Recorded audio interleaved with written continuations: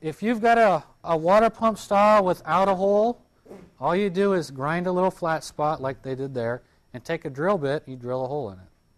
So you install a hole. You're going to throw it away anyway, so it doesn't matter.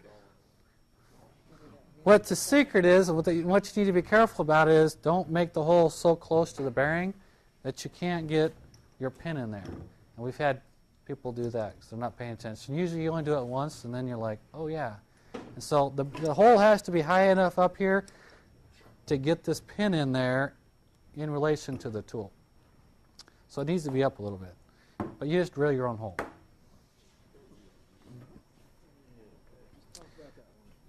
This one right here is a style of roller that John Deere has. They've got a patent on it.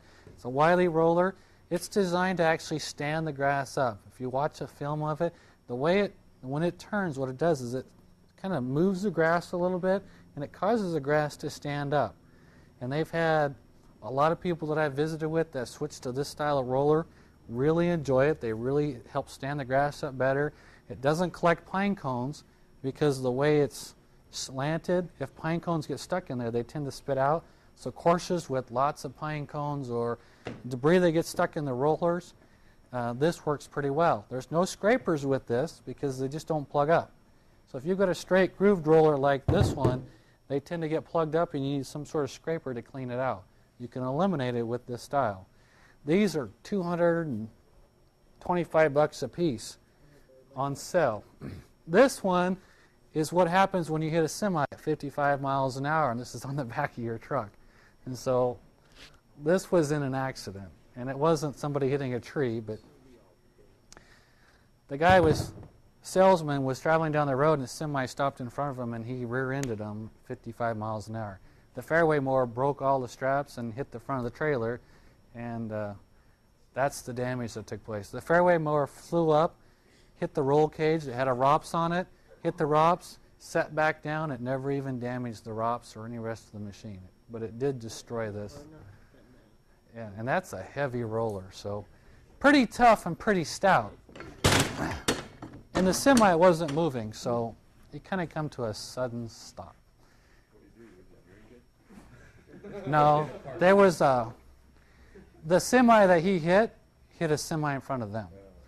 So he was driving along, all of a sudden that semi rear-ended another semi, and it was like a chain reaction. It was at a construction site, so it wasn't really his fault. So that's what did that. But that's 55 miles an hour. That's how far it bent. So they're pretty stout rollers. Those are heavy-duty things. Bed knives. Looking at bed knives, this is a brand new bed knife. Got thrown away because during the installation, somebody was pounding on this when they were installing it, and it broke off the tab. This is made out of cast iron. You beat on it, it'll break.